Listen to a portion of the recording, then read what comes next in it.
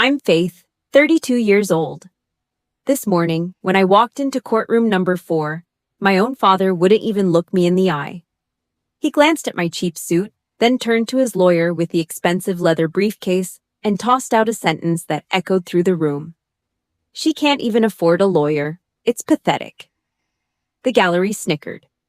My mother toyed with her pearls, her lips pressed thin in satisfaction, and my deadbeat brother just smirked. They dragged me to court to strip away the only asset left in my name, convinced that the daughter they kicked out 13 years ago was now just a whipped dog crawling back for mercy. They have no idea. I didn't bring a lawyer. Because what I brought is a death sentence for their arrogance. If you've ever been trampled by your own blood just because you didn't have money, hit like, leave a comment telling me which state you're listening from, and subscribe to the channel. This is how I use the truth to tear off their masks. The heavy oak doors of the Boston Civil Court groaned as I pushed them open. The air inside was thick and stale. It tasted like old paper and industrial floor wax. I didn't hesitate. I didn't look for a friendly face because I knew there wouldn't be any. I scanned the room. My eyes moved in a sharp, practiced arc. Terrain analysis. 2 o'clock. The court clerk tapping away at a keyboard. 9 o'clock. The Allen family. They sat shoulder to shoulder on the front bench, creating a wall of expensive wool and designer perfume. A fortress made of meat and arrogance. I chose the empty table on the left. No one sat next to me. I liked it that way. I placed my manila folder down on the scarred wood. I lined it up perfectly parallel to the edge of the table. No mess, no chaos, just discipline. I locked my knees. My spine felt like a rod of cold iron. I stood straight, the way I had for years in places that didn't have oak doors or air conditioning. Arthur Allen was leaning back in his chair like he owned the building. His suit was custom-made, hand-stitched silk that probably cost more than my first 2 years of military pay. We were barely 10 feet apart, but he wouldn't look at me. No nod. No hello. Just a cold, empty space where a father should have been. He cleared his throat. It was a loud, deliberate sound that echoed off the high ceilings. "Can't even afford a lawyer," he said. He didn't whisper it. He threw the words out like a piece of trash, making sure they reached the back of the gallery. He wanted every stranger in the room to know I was beneath him. He wanted to strip away my dignity before the judge even walked in. Beside him, my brother Connor smirked. He was 35 and had never spent a day doing anything useful, yet he adjusted his tie like he was the one who had earned the right to be there. He chewed his gum and looked at me like I was a bug he was about to crush under his heel. My mother, Eleanor, didn't look up once. She just smoothed the fabric of her skirt and toyed with her pearls. Her silence was a weapon she'd used against me since I was a kid. They'd already decided I was a beggar, a ghost in a cheap suit. Arthur wasn't done. He leaned forward, his eyes narrowing into slits. "There is still time to walk away, Faith," he said, his voice dripping with that fake, old money concern. "You don't need to embarrass yourself further. This is out of your league." It wasn't fatherly advice. It was a threat wrapped in a velvet glove. I felt the weight of every eye in that room pressing against the back of my neck. The judgment. The toxic pity from the crowd. A civilian would have crumbled. They would have cried or started screaming about how unfair it all was. But I wasn't a civilian, not anymore.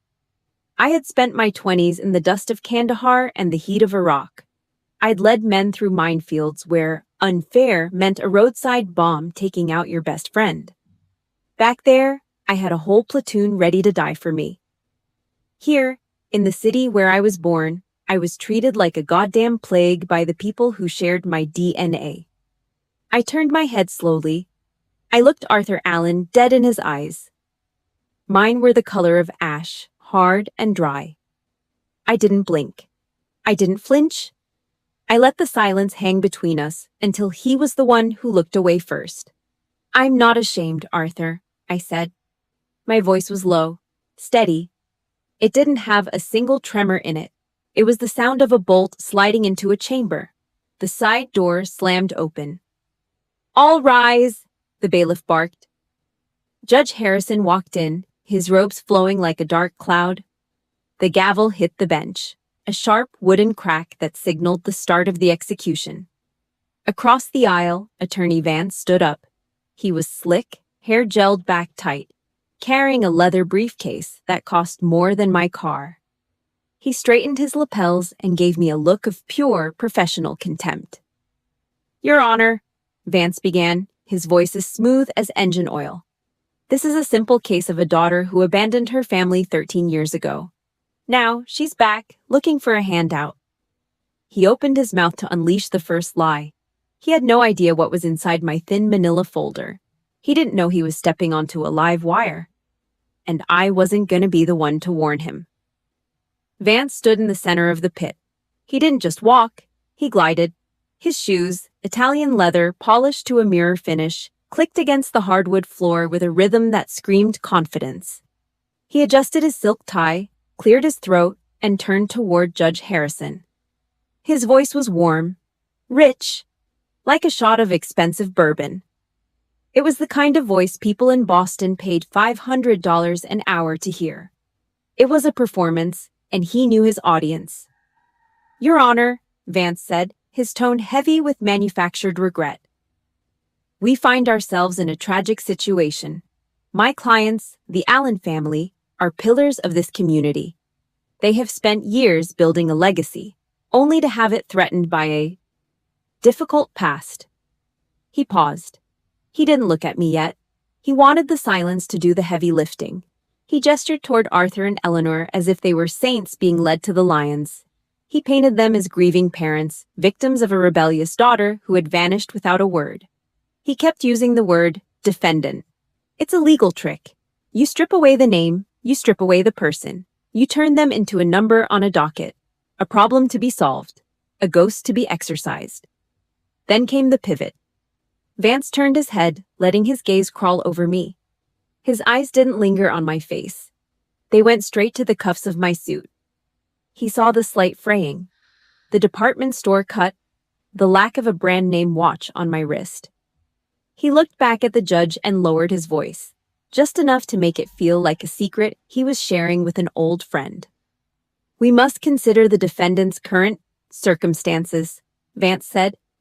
The word circumstances came out sounding like something he'd found on the bottom of his shoe. 13 years of silence, and now, suddenly, she reappears, just as the family estate is being organized. It's hard not to see the financial desperation here. It's a classic case of an estranged child seeing a payday where there should only be family legacy. She's not here for justice, Your Honor. She's here because she ran out of money.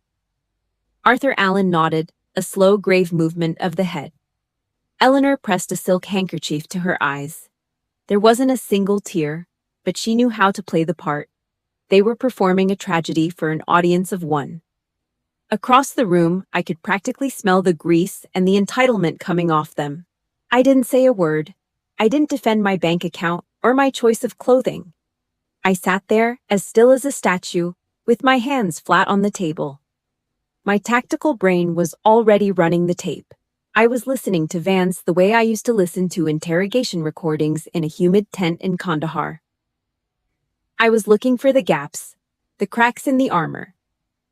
Error 1. He thinks I'm uneducated.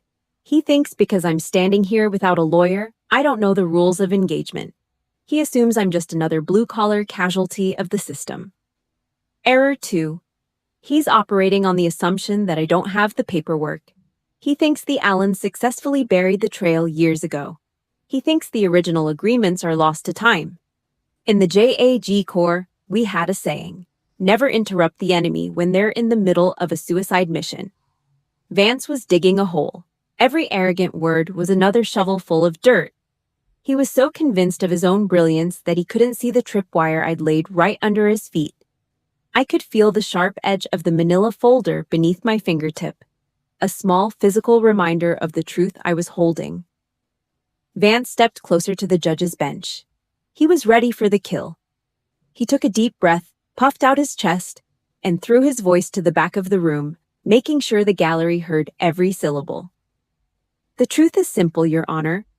The defendant left this home voluntarily, Vance stated. She turned her back on her responsibilities, her family, and this property. She had no intention of being a part of this family's future, and she has contributed exactly zero to its maintenance. She chose to walk away and stay away.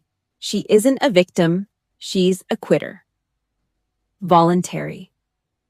The word hit me like a physical blow. It didn't just fall into the room, it poisoned the air. My knuckles turned white as I gripped the edge of my folder. The room started to fade. The oak walls of the Boston court blurred into the gray, freezing shadows of a winter night 13 years ago. The air conditioning in the building felt like a gust of wind from an open door in the middle of a blizzard. If you've ever sat in a room and listened to someone lie about your life while everyone else nodded along, you know exactly how the air gets sucked out of your lungs. This story is for everyone who's been told they don't matter because of the clothes on their back. If you're standing with Faith Allen right now, hit that like button to support her journey. Drop a comment with the word truth. If you believe the truth always finds a way out, no matter how many lawyers try to bury it, your support is what keeps the light on. Vance sat down, looking satisfied. He leaned back and shared a triumphant glance with my father. He thought he'd closed the lid on the casket. He didn't see my jaw set. He didn't see the way I was breathing. Slow, shallow, controlled. He didn't know that word had just opened a door in my mind I'd spent over a decade trying to keep locked with a heavy chain. The voluntary departure. The smell of the snow came back first, then the sound of the deadbolt clicking shut. I looked down at my manila folder, and for a second, the paper looked like it was covered in a thin layer of Boston ice. My fingers went numb, not from the cold, but from the memory of the night my life ended, and the night I had to start over from nothing. The word voluntary tasted like copper in my mouth. A lie so thick it threatened to choke me right there in front of the bench.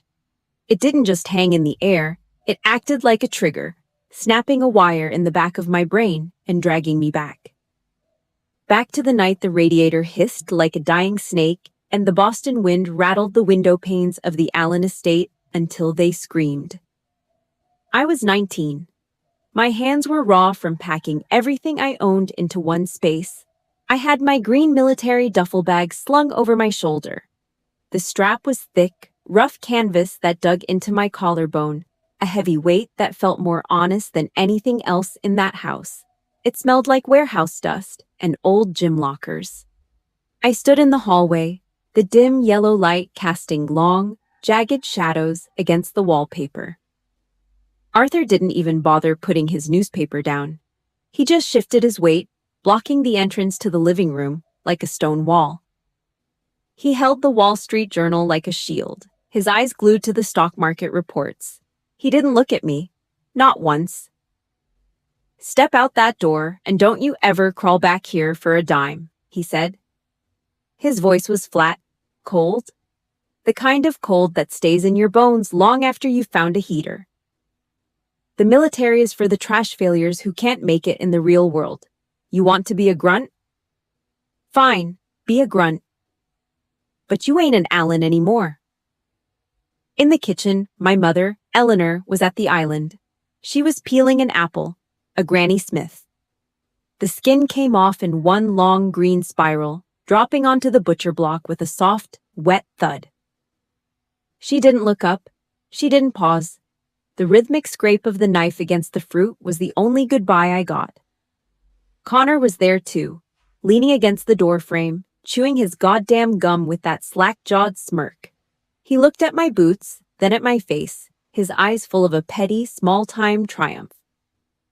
"Good luck in the mud, loser," he muttered, the smell of artificial mint wafting off him. "Hope the barracks are cozy." Then came the sound. The heavy front door slamming shut, the deadbolt clicking into place with a finality that echoed through my chest. That sound had stayed in my marrow for 13 years. That night, I didn't go to a hotel. I didn't have the money. I sat at the South Station bus terminal. The heater was broken, and the air smelled like stale coffee and diesel exhaust. I curled up on a hard plastic bench, my duffel bag pulled tight against my chest for warmth. The cold was absolute. It soaked through my skin, into the very marrow of my bones, until I couldn't feel my toes. There wasn't any voluntary choice. There was just a kick to the curb and a locked door. The sharp crack of Judge Harrison's gavel snapped the thread. The memory shattered, leaving me standing in the dry, climate-controlled air of the courtroom. Vance was about to sit down. He had this smug grin tugging at the corners of his mouth, the look of a man who'd just finished a light lunch. He thought he'd won. He thought he'd painted the perfect picture of a rebellious girl who walked away from a silver spoon life because she was too lazy to follow the rules. He thought he'd closed the lid on the casket. I stood up. I didn't rush. I didn't scramble or look for permission. I rose with the slow, terrifying precision of a predator coming out of the tall grass. I locked my knees. I adjusted my manila folder by exactly 1 inch, making sure it was perfectly aligned with the grain of the wood. I stayed silent for 5 seconds.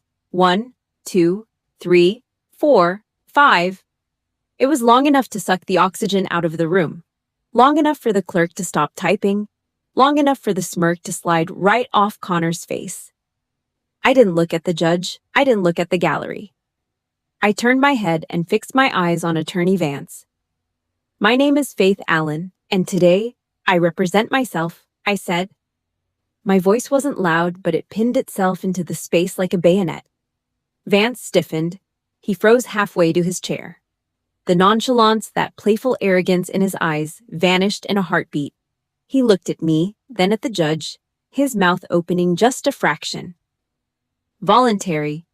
That's a real interesting choice of words, Attorney Vance. I tilted my head, just enough to let him see the ash in my eyes. I'm curious. Since when does the law define being shoved out a door into a Boston blizzard at 19, without a single cent or a place to sleep, as a voluntary departure? Vance's throat jumped. He looked like he'd just swallowed a handful of dry sand. He tried to find his voice, tried to reach for a rebuttal, but his tongue seemed heavy in his mouth.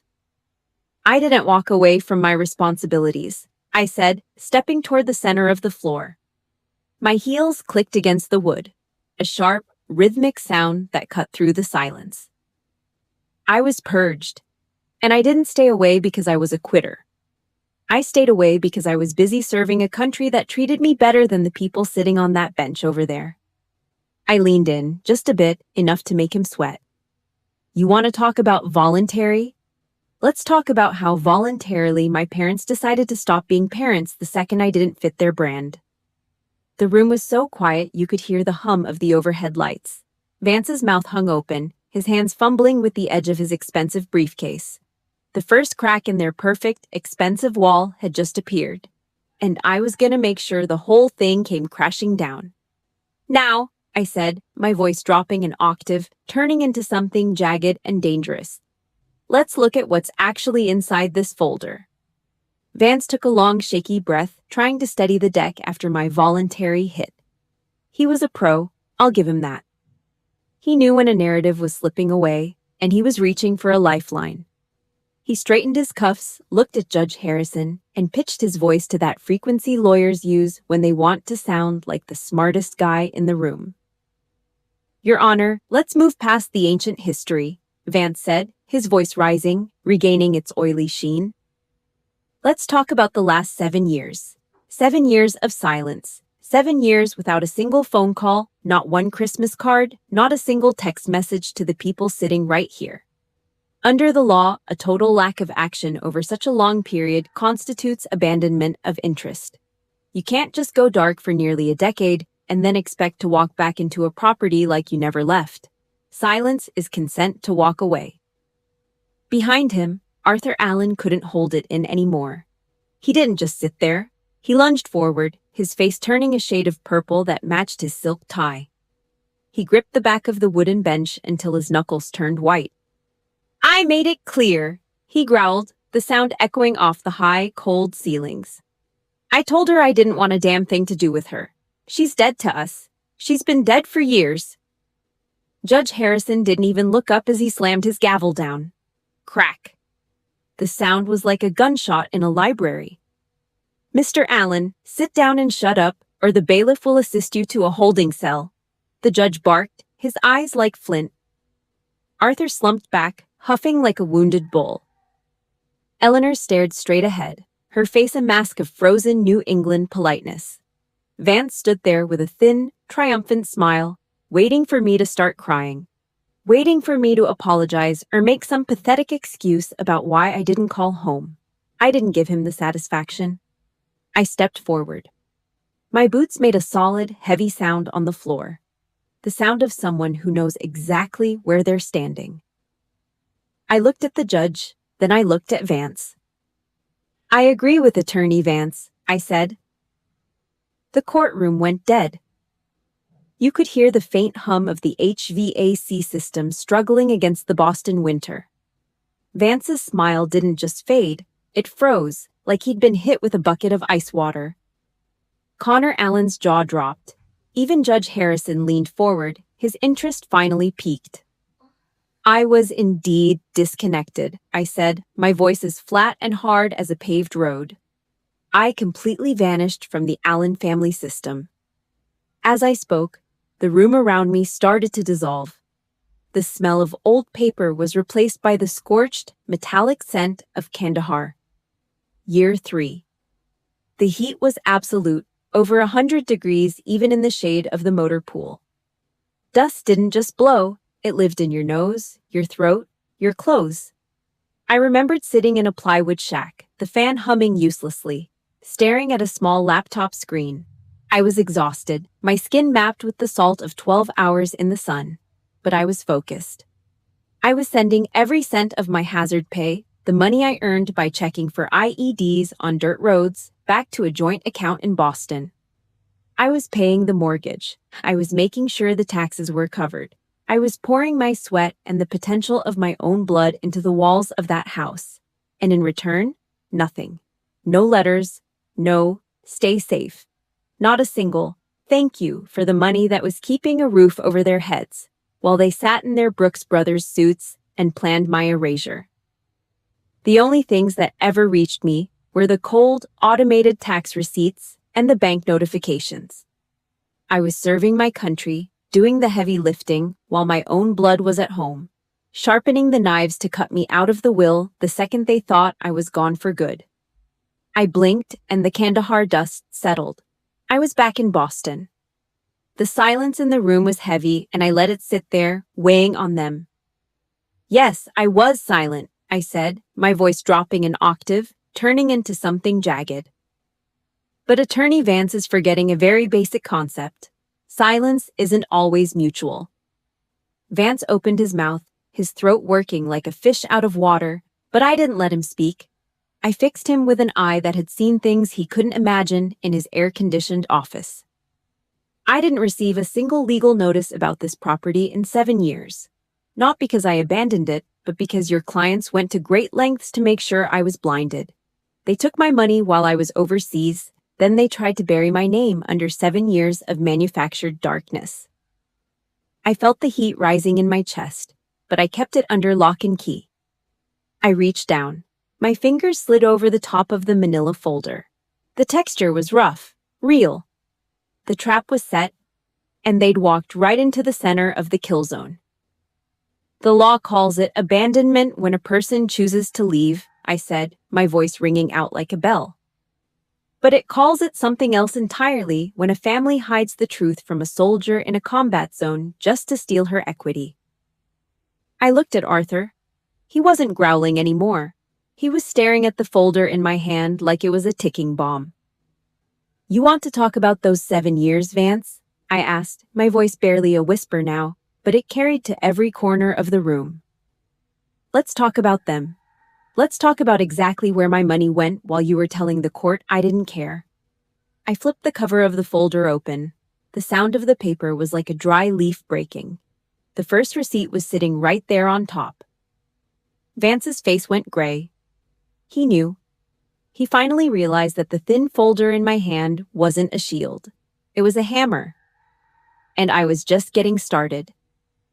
The manila folder didn't make a sound when I opened it, just a dry whisper of paper in the cold air. I moved with a flat, mechanical precision. No extra movements, no wasted breath. I'd cleaned my M4 in the pitch black of an Iraqi night with more noise than this. Arthur Allen was staring at the folder like it was a live grenade. He was right to be scared. His expensive silk suit couldn't protect him from what was written on those pages. "I want to talk about year 3, I said. My voice was level. It was the sound of a heavy hammer hitting a nail into a coffin. This was the exact moment the discussions to liquidate this estate began. Not a decade ago. Not when I left, but when I was at my most vulnerable. Vance didn't just stand up this time. He lunged across the mahogany table. He slammed his palm down, the sound echoing like a gunshot. "Objection. Your Honor, this is pure speculation. The defendant wasn't even in the country. She has no personal knowledge of these private family matters. This is a fishing expedition based on nothing but bitterness and a lack of funds." I didn't look at him. I kept my eyes on Judge Harrison. The old man was leaning so far forward, his black robes were brushing against the top of the bench. "I ain't speculating, Your Honor," I said. The "ain't" was a jagged rock thrown into their pool of polished lies. I got the receipts, hard copies, digital trails, every dirty word they thought was safe. Vance's objection died in his throat. He looked like he'd just swallowed a handful of dry sand. He sat back down, his collar suddenly looking 3 sizes too small. He took a sip of water, but his hand had a faint, rhythmic tremor that gave him away. I reached into the folder. My fingers brushed against a single sheet of paper. It felt like cold steel against my skin. I pulled it out and slid it across the hardwood. It moved with a soft hiss toward the court clerk. "This is a printed copy of an email thread," I stated. "The date is March 14th, year 3. The participants are Mr. Arthur Allen and a real estate broker based out of Back Bay." I didn't wait for the clerk to process it. I knew every syllable by heart. I'd read them until my eyes were raw in the middle of a desert. "I'll read the highlighted section for the record," I said. My voice was a meat cleaver. Mr. Allen wrote to his broker, "We need to move fast on the appraisal. I want this property closed before the end of the quarter. We gotta avoid any legal headaches from the absentee trouble."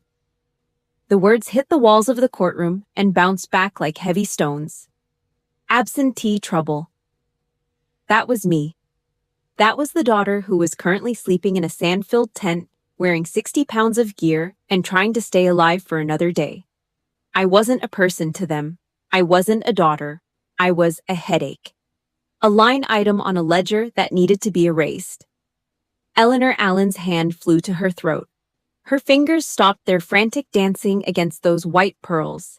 She looked like she'd forgotten how to breathe. Arthur was frozen.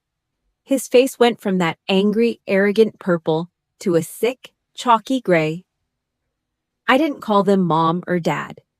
In that room, under that fluorescent light, they were just targets. They were just the people who had tried to bury me before I was even in the ground. I didn't give them a second to catch their breath. In a fight, you don't stop when the enemy flinches. You keep going until they stay down. I pulled the second sheet out. 6 months later, I said, "The follow-up. This one is from the broker back to Mr. Arthur Allen." I read it out, pinning each word to the floor like a spike. The broker writes, "The title search is flagged, but we can bypass the secondary signature if we file the hardship waiver. We need a final decision before any formal claims are made by the other party." The silence was absolute. You could hear the radiator humming in the corner. You could hear the frantic, wet sound of Eleanor's shallow breathing. There was no hole for them to crawl into. The truth was out in the open now, raw, ugly, and smelling of old greed. They knew I had a legal right to that house. They knew I was an owner. And they'd spent their Sunday afternoons planning how to sell it behind my back while I was busy in a combat zone. They weren't just greedy. They were calculated. They were cold. They were everything I'd spent 13 years trying to outrun. I pulled my hand back and stood at attention.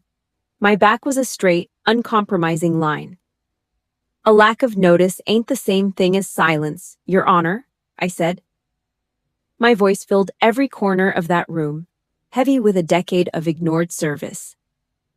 It's a deliberate act of theft. It strips away a person's right to act. They didn't give me a choice to say no. They tried to steal the choice before I even knew there was one. There wasn't an abandonment. There was a heist disguised as family business. Judge Harrison took his glasses off. He looked at the papers, then he looked at me. Then he turned his head slowly toward Attorney Vance. His eyes were like two scalpels, ready to cut. The air in the room got cold. Real cold. Attorney Vance, the judge said. The name sounded like a threat. Did you have knowledge of these communications before you stepped into my courtroom this morning? Vance was sweating now. A single drop of cold grease was rolling down his temple, soaking into his silk collar. He wiped his face with a hand that was visibly shaking. Your Honor, My clients didn't provide me with those specific records. I was under the impression... Harrison slammed his hand down on the bench. Boom! The sound made Eleanor jump in her seat. You're an officer of this court, Vance. It was your goddamn job to know. You've been standing here for an hour calling this woman a quitter while your clients were actively conspiring to rob her while she was in a war zone. The judge stood up, his face flushed red. I'm calling a recess. 15 minutes. Vance, you better find a very good reason why I shouldn't hold you in contempt. And Mr. Allen, don't you even think about leaving your seat? I didn't move. I didn't smile. I didn't feel happy. I just stood there, staring at the empty, dark space where my family used to be. The papers were still on the table, white against the dark wood. Like bones. The silence following the recess was different. It wasn't the heavy, suffocating silence of a tomb anymore. It was the electric, hair-raising quiet that comes right before a lightning strike. I stood at my table, my back as straight as a steel rebar. I didn't look at Arthur. I didn't look at Eleanor. I didn't need to. I could feel the heat of their confusion radiating off them from across the aisle. They were whispering, frantic little sounds like rats behind a wall. Judge Harrison returned to the bench. He didn't sit down immediately.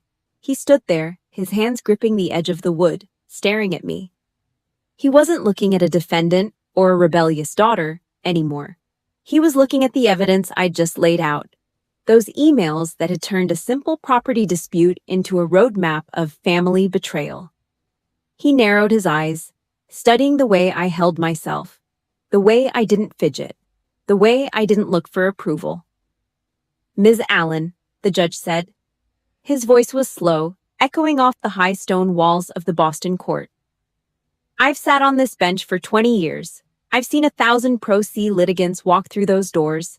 Most of them bring a lot of noise. They bring tears. They bring a lot of, it ain't fair. But you? You don't do any of that. Your filings are tighter than a drum. Your arguments don't have a single leak in them. He leaned over the bench, his shadow falling long across the floor. Where exactly did you get your legal training, Ms. Allen? Because you didn't learn to build a case like this by watching television. The room held its breath. I could hear the faint, frantic ticking of the clock on the back wall. Connor Allen leaned forward in his seat, his suit jacket bunching up at the shoulders. He let out a short, wet snicker and shifted his gum to the other side of his mouth. Probably some 30-day paralegal course she found on a pop-up ad, he whispered. It was loud enough for the court reporter to hear. He looked at Arthur, expecting a smile, but Arthur wasn't smiling. My father was staring at my boots, the way they were shined to a mirror finish. He was starting to recognize the shadow of a person he used to fear. I didn't raise my voice. I didn't need to. I spoke with the weight of a lead pipe hitting a concrete floor. I was trained by the United States Army, Your Honor, I said. Vance jumped up like he'd been stuck with a needle. Your Honor, this is irrelevant. Her background doesn't change the fact that... Sit down, Vance, Harrison barked. He didn't even look at the lawyer. He kept his eyes locked on mine. The Army, That explains the structure. That explains why you're standing there like you're ready for inspection. He paused, his gaze sharpening into 2 points of cold light. Are you still active duty? Yes, sir, I replied. Rank? I let the word hang in the air for a split second, a single heartbeat of pure, unadulterated truth. Major. The word didn't just fall, it detonated. The nonchalance, that slick, expensive arrogance Vance had been wearing like a shield, vanished in a heartbeat. His hand gave a sudden, violent jerk. The metal cap of his fountain pen slipped from his fingers and hit the oak floor. Clack, ting, clack. It rolled toward the bailiff's feet, the sound deafening in the vacuum of the room. Arthur Allen's face didn't just go pale. It went chalky, the color of a man who'd seen his own ghost. He looked like he'd just realized he'd spent the last hour trying to kick a landmine. Eleanor's hand tightened around her pearl necklace so hard the string looked like it was about to snap. She wasn't looking at me with pity anymore. She was looking at me with a cold, jagged terror. She finally realized the handout seeker was a woman with the power of the federal government behind her. Major, Harrison repeated, his voice carrying a new, unmistakable note of respect. JAG Corps. Yes, sir, I said, stepping toward the center of the floor. My heels made a sharp, rhythmic sound that cut through their silence. Senior Trial Counsel. I've spent the last 6 years prosecuting cases that make this little property heist look like a parking ticket. The judge turned his head slowly toward Attorney Vance. The look on Harrison's face was enough to make a man want to quit the law entirely.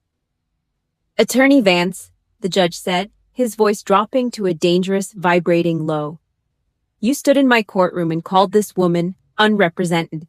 You told me she was out of her league. You sat there and let your clients describe an officer of the United States Army as a quitter and a handout seeker.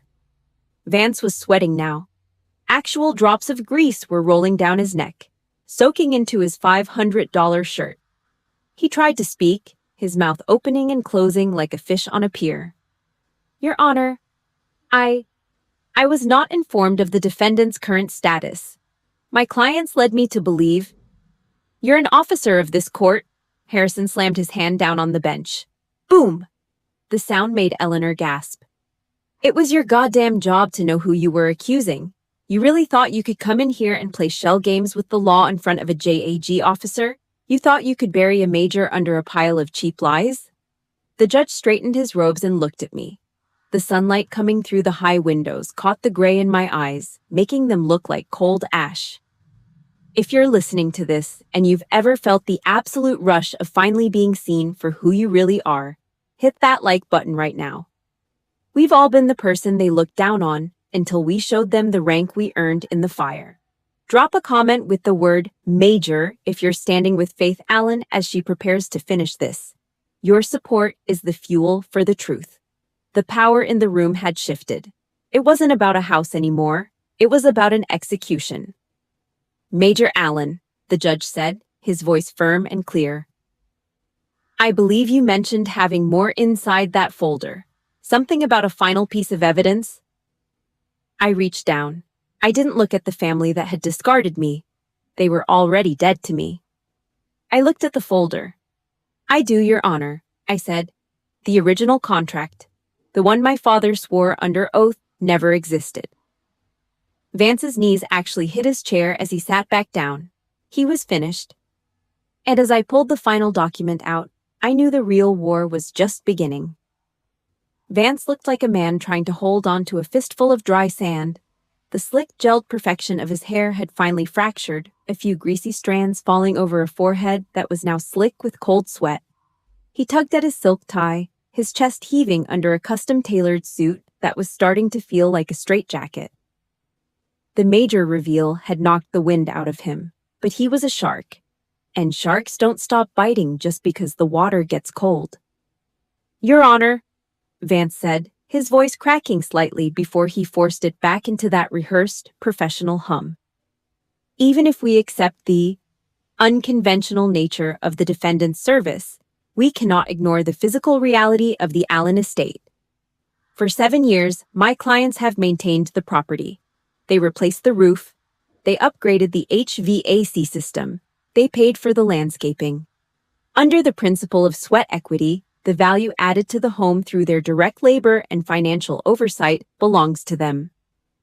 The defendant wasn't here to lift a finger.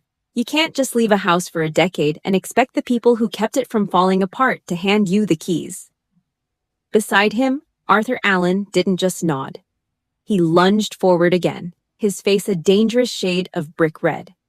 He gripped the back of the wooden bench until his knuckles turned white. "Damn right," he barked, his voice raw and ugly. "We put the work in. We didn't sit in some desert. We stayed here. We poured our sweat into those walls while she was off playing soldier." The judge didn't even reach for the gavel this time. He just looked at Arthur with a cold, disgusted pity that was sharper than any blade. "Mr. Allen," Harrison said, his voice like a razor, "one more outburst, and you'll be watching the rest of this from the back of a squad car. Sit down." Arthur slumped back, the anger in his eyes turning into something more desperate. I didn't look at him. I didn't look at Connor, who had finally stopped chewing his gum and was staring at the floor like it might open up and swallow him whole. I reached back into my manila folder. I moved past the emails, past the bank statements. I reached for the very bottom. I felt the texture of the paper, thin, yellowed at the edges, and older than my service record. It was the lightest thing in the folder, but it weighed more than the house itself. I pulled it out and held it up for a second.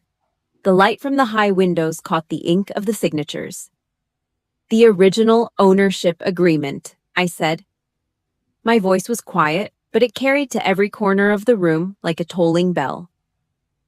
Dated 13 years ago, signed by Arthur Allen, Eleanor Allen, and myself, before I left for basic training. I walked to the clerk and handed it over. Vance's eyes followed the paper like it was a death warrant. It moved across the desk and landed in front of the judge. "This document defines the ownership as a joint tenancy with right of survivorship," I stated. I kept my hands behind my back, feet shoulder-width apart. Clause 4 is very specific. It states that ownership is predicated on the initial capital investment. My initial investment was $50,000, my entire inheritance from my grandfather. There is no provision for sweat equity to override legal title. There is no clause that says a roof replacement buys out a co-owner's interest without a written, notarized buyout agreement. I turned to look at Vance. He was staring at the table, his mouth working silently, his hands fumbling with his expensive pen. "You want to talk about sweat?" I asked. I took a step toward the center of the floor, my heels clicking against the oak. "You mentioned the roof. You mentioned the HVAC system. You said my parents poured their sweat into those walls." I reached back into the folder and pulled out a separate stack of bank logs. I didn't look at them. I knew the numbers by heart. "The roof was replaced in year 4, I said. The cost was $18,000. During that same window, I sent exactly $20,000 from my hazard pay account to the joint maintenance fund. The materials were paid for with money I earned in a combat zone while dodging snipers. The sweat you're talking about was paid for by my blood, not their effort. They didn't fix the house. They used my money to pay a contractor to fix it, and then they tried to use the invoice to steal my name off the deed." I paused. I let the weight of that truth settle on the room. I could see the sweat on Vance's upper lip. I could hear the sharp, shallow breath Eleanor took. "Effort isn't a legal substitute for a contract, Vance," I said, my voice hardening into a jagged edge. "You don't get to keep a house just because you roofed it with someone else's money. That isn't effort. That's a heist. A cold, calculated heist by people who thought I'd never come home to read the receipts." Vance looked like he'd been hit with a sledgehammer. He looked at the judge, but Harrison wasn't looking back. The judge was staring at Arthur Allen with a level of contempt that was almost physical. "I've heard enough," Judge Harrison said. He didn't wait for a closing argument. He didn't need one. He closed the folder with a sharp, final snap. "The court finds that the plaintiffs acted with a clear intent to defraud and strip the assets of a serving military officer. The attempts to conceal these transactions and provide false testimony regarding the existence of the original contract are a disgrace to this chamber."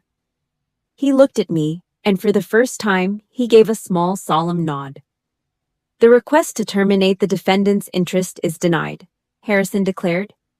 "The original ownership stands. Furthermore, I am ordering an immediate freeze on all assets related to the property pending a full audit of the maintenance fund. Major Allen, you are entitled to your full equity plus damages for the attempted fraud." Crack! The gavel hit the bench. The sound was like a thunderclap. Vance didn't say a word. He just started shoving his papers into his briefcase, his hands visibly shaking. He didn't look at the Allens. He didn't even look at me. He just wanted to get out of the blast zone. Arthur and Eleanor sat frozen, two statues of rotting stone. They had come here to take the last thing I had. Instead, they'd lost everything. I stood there for a moment, listening to the echoes of the gavel. The legal battle was over. The victory was mine. But as I looked at the three people sitting across the aisle, I realized the hardest part was just beginning. The courtroom was quiet now, but the air was thick with the scent of a dying fire. I picked up my manila folder. It felt lighter now, empty of its power. I turned toward the exit. I could hear their footsteps behind me.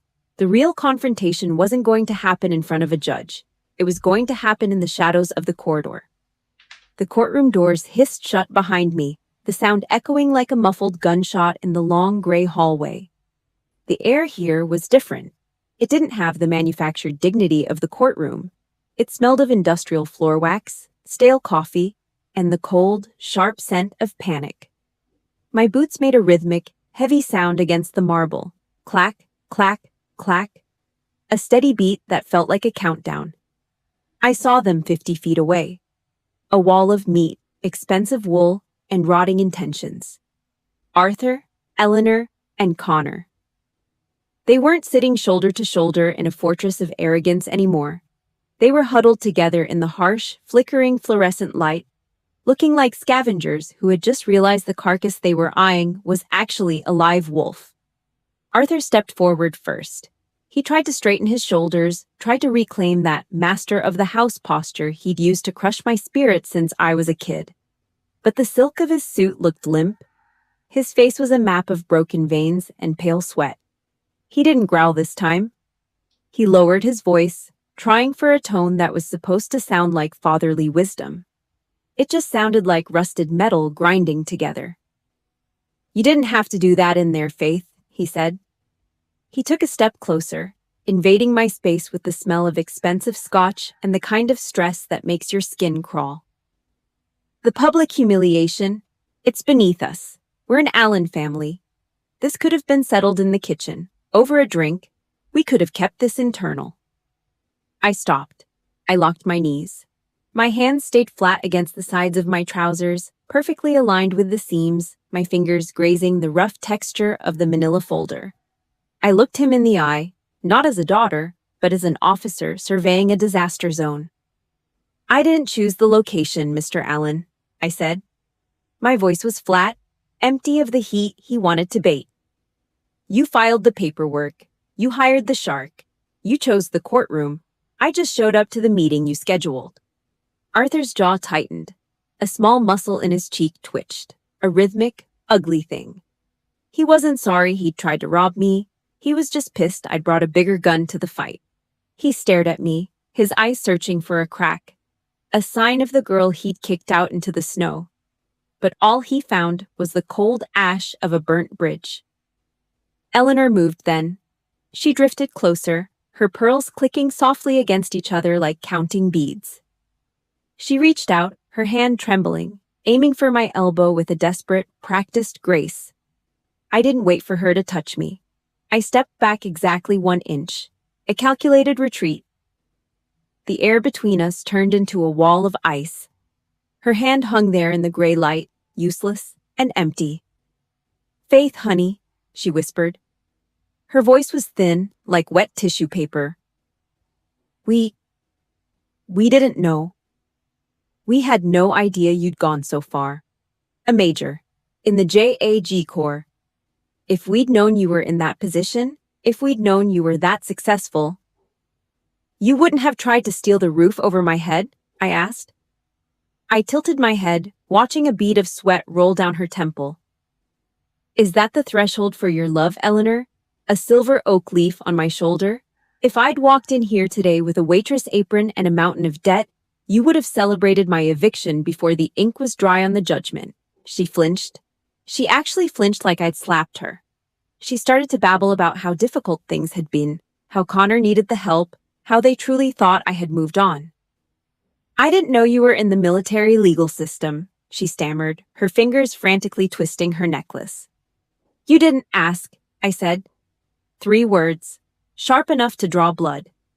13 years, not one phone call, not one letter to the Red Cross.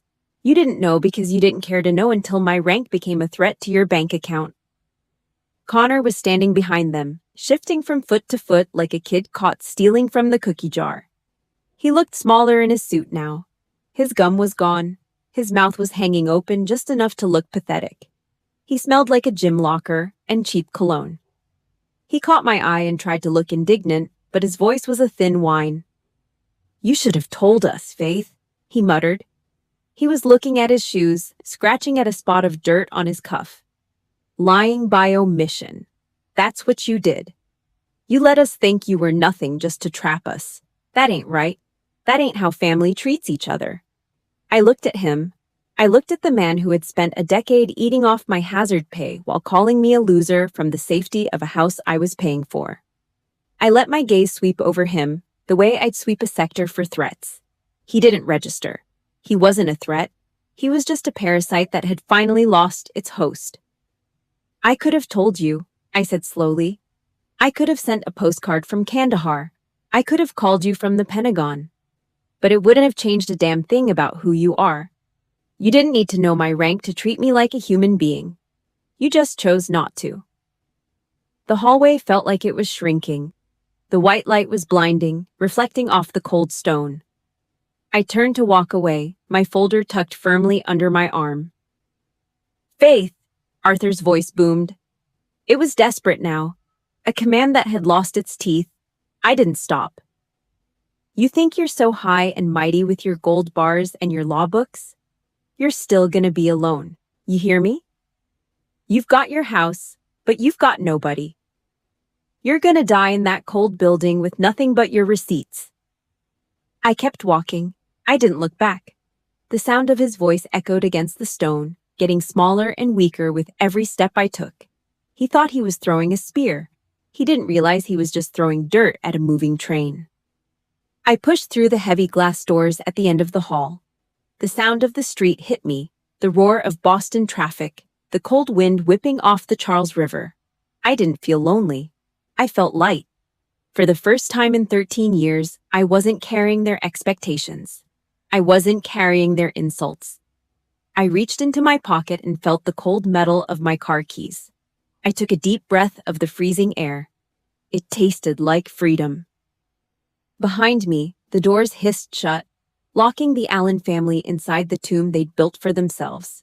They were still in there, arguing over the scraps of a life they'd tried to steal. I was outside, and I was just getting started. The fluorescent lights overhead didn't just hum. They vibrated in my molars, a steady industrial drone that felt like a dying nerve. The hallway was a long gray throat of marble and cold glass, smelling of stale winter air and the cheap floor wax they used to hide the age of the building. I stood there, my back a rigid, uncompromising line, watching the 3 people in front of me. Arthur, Eleanor, and Connor. They looked small now, pathetic. Like actors standing on a stage after the audience had already gone home and the house lights had been turned off. Arthur tried to find his voice. He adjusted his silk tie, his fingers fumbling with the knot, a desperate twitch in his jaw. He wanted to play the part of the grieving patriarch one last time. He wanted to pull me into a hug and pretend the last hour in that courtroom was just a big misunderstanding between kin. You aren't sorry, I said. My voice was a flat, dead signal. No anger, no heat, just the cold weight of a final judgment. You didn't have a sudden change of heart because you realized you missed your daughter. You didn't look at me and see a person you loved. You looked at me and saw a major. You saw a JAG officer with the power to strip you of your comfort, and you realized you couldn't bully me anymore. I stepped closer, my boots making a sharp, rhythmic sound that echoed off the stone. Arthur flinched. He actually pulled back, his shoulder hitting the wall. Let's be real, Arthur, I continued. I used his name like a weapon. If I'd walked into that room today wearing a grease-stained waitress apron and carrying a mountain of debt, you would have celebrated my eviction. You and Eleanor would have toasted to your victory with expensive wine while I slept in my car. You would have ground me into the dirt and never thought twice about it. Don't lie to me. We both know that's the version of this story you were hoping for. Arthur opened his mouth, but nothing came out but a dry, raspy wheeze. He looked at Eleanor, but she was busy staring at her own feet. The silence in the hall was absolute, save for the buzzing of those goddamn lights. I've spent the last 13 years in places where the air smells like burning oil, and the dust gets into your lungs until you cough up gray mud, I said. I let my gaze sweep over them, the way I'd sweep a sector for hidden threats. Out there, I had people who didn't know my middle name, strangers from states I'd never visited, who were ready to catch a bullet for me. We shared water, we shared letters from home. We looked out for each other because we were a unit, because loyalty meant something more than a line on a birth certificate. I looked at Connor. He was leaning against a trash can, his eyes darting around the hallway like he was looking for a back door. He smelled like artificial mint and the kind of cheap cologne people use to hide a long night of bad decisions. Then I come back here, I said, my voice dropping an octave, turning into something jagged and dangerous. I come back to my own blood. People who share my DNA. And what do I find? I find 3 parasites who spent 7 years trying to figure out how to pick my pockets while I was busy trying not to get blown up in a desert. You only show respect when you're scared. You only act like a family when you realize I've got the rank to crush you. That ain't love. That's just a survival instinct. I stepped into Arthur's personal space. I was taller than him now, or maybe he'd just shrunk under the weight of his own greed. I could see the broken veins in his nose, the fear behind his eyes. My heart was steady, a slow, rhythmic thud in my chest. From this second on, I don't have a father, I stated. I didn't whisper it. I said it like I was reading a manifest. I don't have a mother. I don't have a brother. This house, I'm putting my half on the market tomorrow morning. I want my equity and I want it in a wire transfer. After that, don't you ever say my name again. Don't call, don't write, don't send a lawyer to my door. You're a biological accident I'm finally fixing. Eleanor let out a sharp, choked sob. She reached for my arm, her fingers trembling, but I stepped back. I didn't let her touch me. Her tears were useless. They were just water and salt, shedding for a loss of status, not a loss of a child. I turned my back on them. My boots hit the marble with a final, heavy crack. I headed for the heavy glass doors at the end of the hall, the light from the Boston street looking gray and biting. Behind me, Arthur snapped. The mask finally fell off, and the rot underneath came pouring out.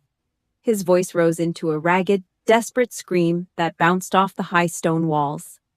Go ahead, then, he roared. I could hear his footsteps stumbling on the stone as he tried to follow me. Walk away, Faith. I was right about you from the start. You're cold. You're a machine. You think you're so damn special because you've got a rank? You're gonna end up alone. You hear me? You'll die in some empty building with nothing but your goddamn receipts and your pride. Nobody's ever gonna love a woman who treats her own blood like a target. I stopped. The sound of the street traffic through the glass doors seemed to fade away. I stood perfectly still for 3 seconds, the cold air from the vents blowing against the back of my neck. Then, I slowly turned my head. I looked back over my shoulder at the old man standing alone in the middle of that empty, flickering hallway. The look on my face made him stop mid-sentence. His jaw stayed open, his hands frozen in the air. I didn't say a word. I just looked at him until the scream died in his throat.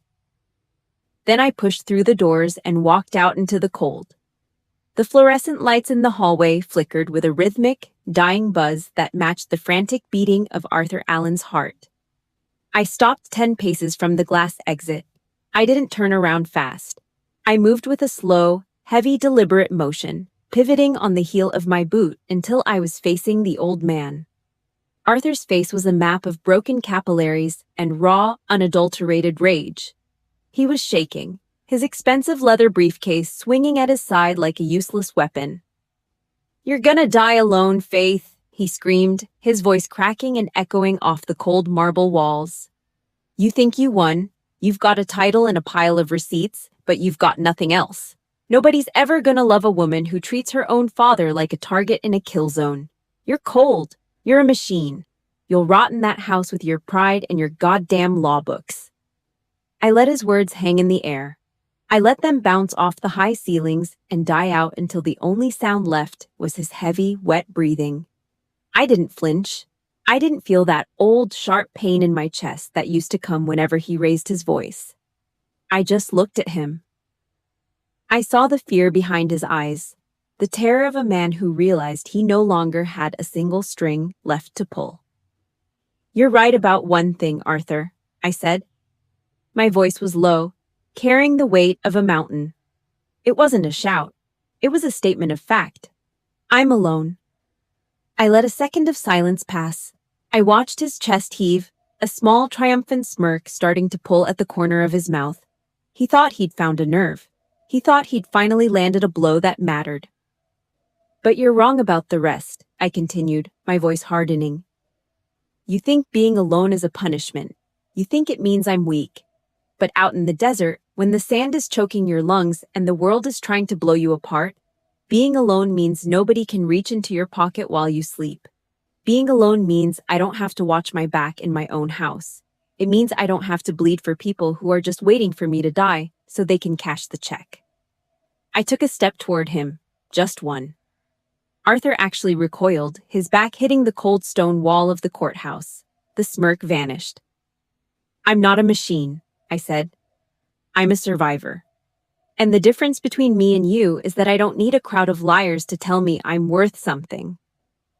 You're the one who's terrified of the quiet, Arthur. That's why you need to control everything.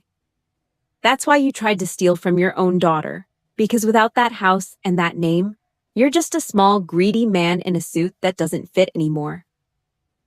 I turned my back on him. I didn't wait for a rebuttal. I didn't wait for Eleanor to start her rehearsed sobbing or for Connor to mutter some half-baked insult from the shadows. I walked. My boots hit the floor with a steady, rhythmic thud. Clack, clack, clack. Every step was a line drawn in the dirt. Every inch of distance I put between us was another layer of the past I was stripping away. The courtroom, the lawyers, the forged emails, the memory of that 19-year-old girl standing in the snow with a duffel bag. I left it all there on that marble floor. It was dead weight. It was trash. And I was done carrying it. I reached the heavy glass doors. I pushed them open with both hands, the metal handles cold against my palms. The Boston air hit me like a physical blow. It was freezing, a sharp, biting wind blowing off the harbor, but it was the cleanest thing I'd tasted in 13 years. I stood on the top step and took a deep breath, letting the cold air fill my lungs until it stung. I looked up. The sky was a vast, unbroken sheet of gray, but it felt massive. Infinite. For the first time since I left for basic training, the horizon didn't have a fence around it. I walked down the steps and into the crowd. I was a major. I was a JAG officer. I was a woman who had just cleared the minefield of her own history. I blended into the rush of people on the sidewalk, just another face in the city. But I walked with my knees locked and my head high. I didn't need their forgiveness, and I sure as hell didn't need their permission to exist. I was free,